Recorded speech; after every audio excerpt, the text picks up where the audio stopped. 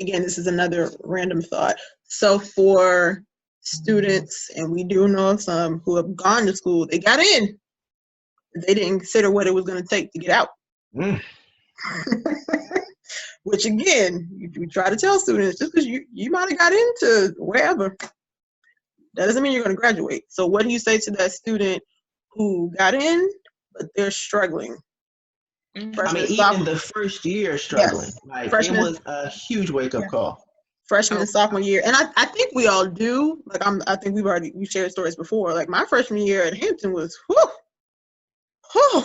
And I was a good student, but it's more than an academic adjustment. It just everything, you have to adjust to everything. So yeah, what do you say to that student that's just struggling in general? Maybe they're considering leaving, maybe they don't have the money to come back. They're just struggling and they just don't know what to do. What would you say to that student? Wow, yeah, that's tough, especially if they're struggling financially. But yeah, that can happen, especially your freshman year. That's when most students kind of fall by the wayside because it is a culture shock. And I too struggled my first year. And it was, I was going from the top of my class to being like, am I dumb? Like, what is going on?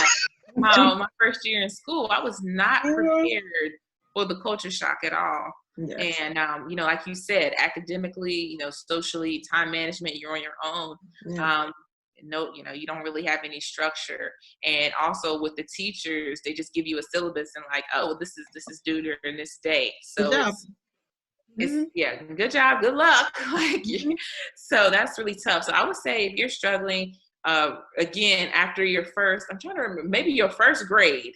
Your first grades, I know a lot of times colleges, you can be in a class and you only get 4 grades, and that's it. That hurts a lot of people too, because unlike high school, you don't get 20 and 30 grades. You have a paper, you don't have that many things that your grades are weighted or are based on. So by that first paper you write or that first test you take, if you get anything, I guess, a C or lower, then you realize that, hey, you need to realize I need to talk to my professor for office hours. I need to go to office hours.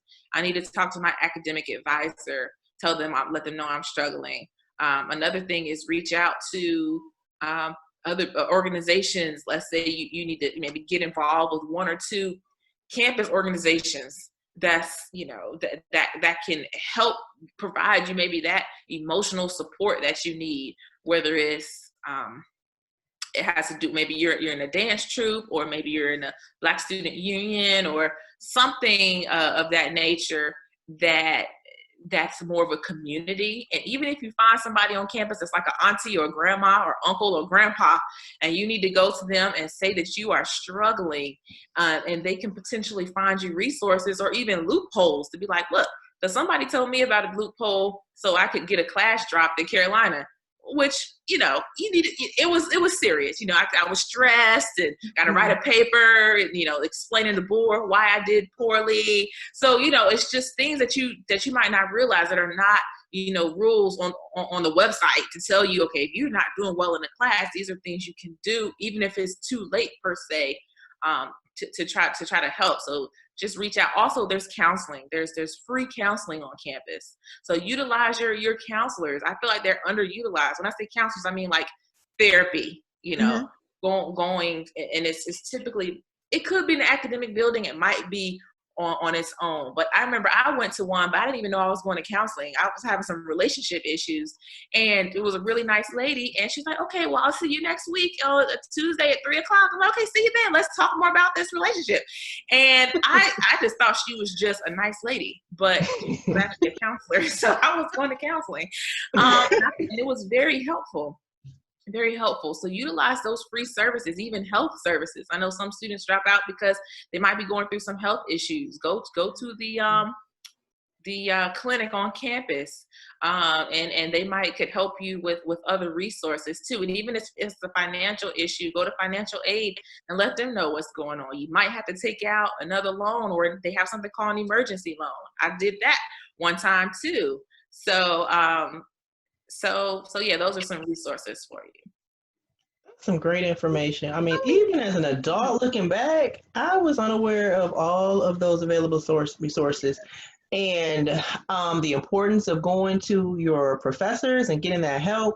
And it didn't just help you, for the moment, but it helped you, in the long run. I tell students now, it's like, make sure they know you by name, not only when you're in their class, but then your next year, the following year, even when you graduate, they can be great resources, recommendations for jobs. I mean, just those relationships themselves, how important that is. But I had no idea. I didn't have people back then to tell me these types of things. So great information, and thank you so much.